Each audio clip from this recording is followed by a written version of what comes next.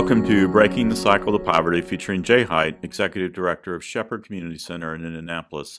My name is Tim Swearens, and I'm your host for these conversations that explore why poverty remains such a persistent problem in the United States.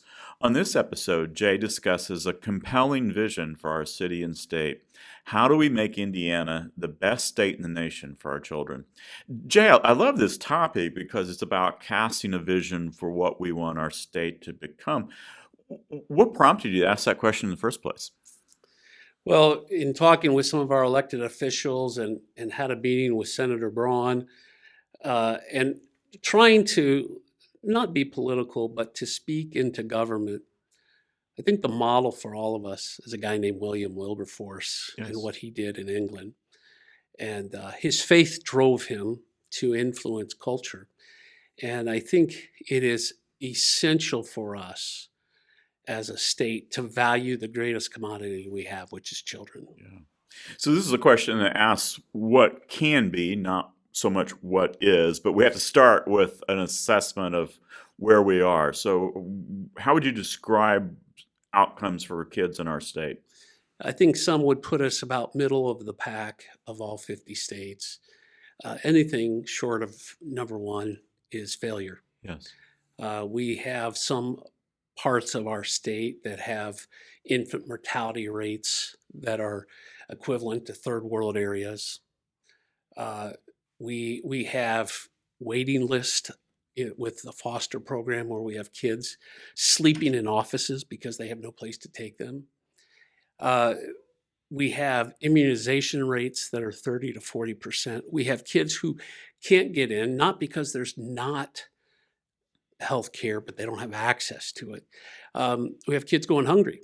And so we begin to list these out and to say, you know what, we can have a lofty goal. Hmm. And this isn't about statistics, about names and faces. And so, we're privileged at Shepherd Community each and every day to see these kids and to know anything short of the best for them is failure. What's driving this? I mean, the symptoms that you describe are horrible, but they're symptoms. What's foundational? What's driving all of this?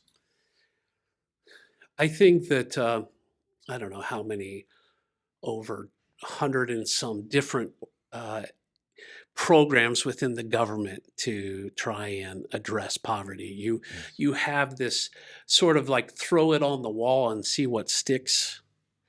And we need to have a concerted effort. And it is not, as I said to Senator Braun, who's running for governor, if you're elected governor, I'm not coming and saying this is your job. I'm saying this is our job.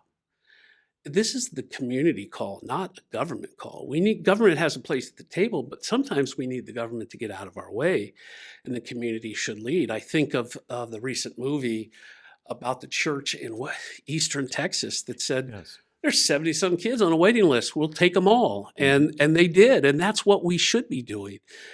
I think the power of William Wilberforce there in England, and we know what he did around slavery, but he brought free vaccinations to kids who were poor that could not have otherwise got them. He brought all kinds of programs to have a positive impact on the culture. And I think it is each of our responsibility. That's what historically has made America great. So this is a big vision, long term. What are some next steps? What are some ways that we can begin to build toward that big call? Well, my friend Eric Doden, who was a candidate for governor, came with a platform of no-cost adoption, that Indiana could be the first to make a no-cost adoption. I think that's a very easy thing. Now, I say easy. It's going to take some action at the state level, but we could do that. Yes. And there are people who just don't have the money. Or if they have the money, there's the kids who maybe have additional challenges. Let's make possible where we can help underwrite some of that through tax credits. Lots of opportunities. I think streamlining the process so that families that want to foster can, and we can support them and allow others to support them. This isn't all government money. This can also be done through private and individual support. I think as we look at some of the challenges we have, We should have our desire for the state should be every student have a quality educational seat. Yeah. What's the role of the nonprofit sector and the business sector in helping achieve this? Well, it's this. How do we balance this? But there are major companies who are in this city who to get them to come here or to stay here, whatever, we give them tax abatements. Yes. So they're not paying into the public school systems. And so we're, in some cases, limiting those schools' budget process because that's where the money comes from. Some will say, well, they need to spend the money better. We all could do that. We could all do that. But I think we've got to make sure that we're freeing some of these unfunded mandates that just strap our schools. I think individuals could be volunteering. Every kid's going to be mentored. The question's by who? Mm-hmm. We need Little League coaches. We need PTA, PTF. We need folks who are saying, this is my neighborhood and these are my kids and I'm going to love them.